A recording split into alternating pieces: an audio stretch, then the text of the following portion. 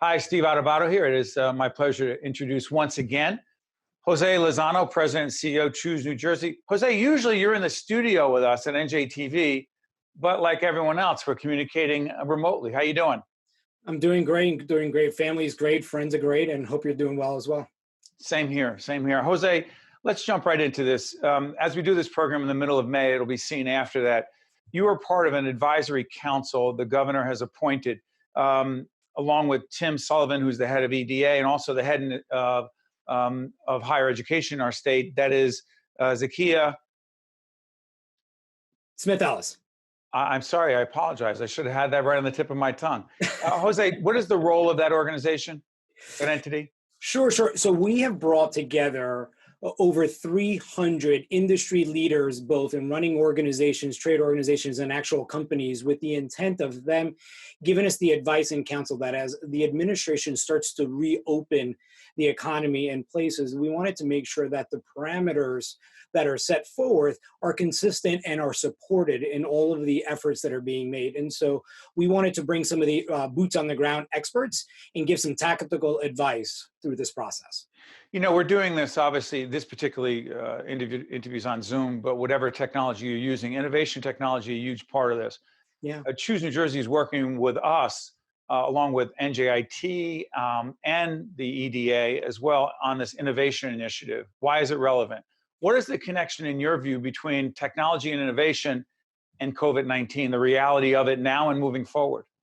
So the biggest reality is that more now than ever before, technology is vital for so many of our companies to stay afloat and to actually grow and be able to communicate. And New Jersey, what folks don't realize is so powerfully connected. It is by far, it's considered the most connected state in the country. The broadband access that is not only Newark itself is actually rated as the #1 city and the most connected city, and New Jersey as a whole it is. And so having the ability to have the technology to actually fulfill your mission and your work is really vitally important. And actually New Jersey is a perfectly located location to actually have that. Why don't we do this? It's interesting. If we think about technology and we think about higher education, I mentioned NJIT. Yeah. What is the role, particularly as it relates to the Choose New Jersey? Let's remind folks what the role of Choose New Jersey is, and then we'll come back to the higher ed piece. Sure. Choose New Jersey is a not-for-profit organization that focuses on business attraction and marketing of the state of New Jersey. Higher ed, you have higher ed members. Absolutely. NJIT happens to be one of them, folks we work with as well. Why are higher ed institutions so important to the economy of the state moving forward? They are their direct pipeline for our workforce, and actually not only educating, but actually providing the necessary skill set necessarily to actually to prepare the future workforce that we actually are going to need, not only in the region, in the state, in the country, but in the world.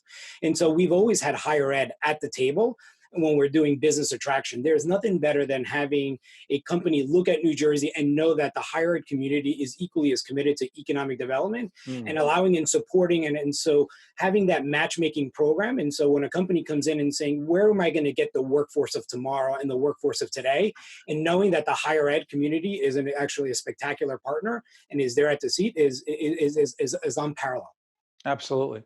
Jose, you know what's interesting to me? The role of Choose New Jersey, you've been all around the world, right, around the country, trying to attract business to the state.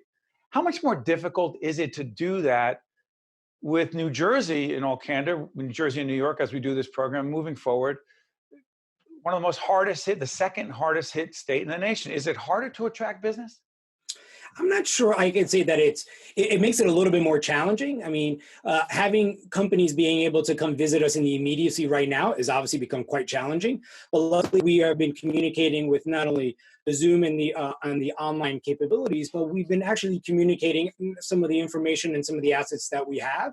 Yes, it's been difficult, but I'm happy to report that in Q2, as this pandemic was kicking into gear, we've still been able to lock in 7 new companies that are going to call New Jersey home, and of which 5 are going to be international. And so as companies are still looking to expand and relocate, the COVID has kind of slowed things down, but I'm not sure that it will stop it at all. Let me follow up on that. On the question of different sectors, Sure. Because you and I have this conversation before when we were talking about this innovation series that we've been doing, which frankly is only more important now in the age of COVID-19 than ever before. There are different sectors, right? Is it fair to say that the hotel, the hospitality sector, the restaurant sector, harder hit than other sectors? Or do I have that wrong? No, you're right. The hospitality and the social side, what we consider, when you talk about economic development, you look at it in the live, work, and play. If you look at the play section of the hospitality and the entertainment side, it's been unfortunately hit the hardest at this point. But I feel confident that when we start to gradually reopen back up and the world starts to go back to the old normal, I strongly feel that those industries will come back stronger than they ever were before. The other thing that we've talked about in the past, Jose, is that New Jersey is really, there's one New Jersey, but they're different parts of the state, right? Yeah. Like you're based in Newark. Our studio at NJTV, where we tape normally, right in the heart of Newark, right where you folks are, the EDA, Economic Development Authority, right there in the same office area where you are. My point is Newark. Urban areas, Jersey City, Newark, Camden, et cetera. And then there are rural, other kinds of areas that are very different, not as urban, not as populated. That's right. Does that mean that the effort to attract businesses is a different strategy based on where you are in New Jersey? I don't know if that it's a different strategy, but I think it gives companies and organizations more options. And so, when we're competing against some of the more populated areas around the country, we can say in New Jersey, if you are looking for that urban approach, that urban community with mass transit capability, we have that. If you're looking for more of a suburban to allow your employees to live a little closer to home or be able to drive, or you want to spread out more, we have those options. And if you want to have a little blend of downtown, suburban, but with easy access to urban in some of the major metropolitan areas like New York and Philadelphia, we have that. And so what I do love about selling New Jersey is whatever you are looking for, we absolutely have. And when I talk about the demographics, I remind companies that New Jersey is so diverse that it's really almost the melting pot. It's a reflection of what the country looks like. Real quick, I got a little bit of time left. Jose, give everyone the website of Choose New Jersey so they can go there and find out more. Sure, it's choosenewjersey.com, and it's full of a lot of fun stats, and you can actually see who's actually calling a New Jersey home these days. Yeah, before I let you go, how about this one? Whatever the quote unquote new normal is, right, as it keeps evolving, describe what you believe the new whatever as we move forward and we pray and hope about a vaccine.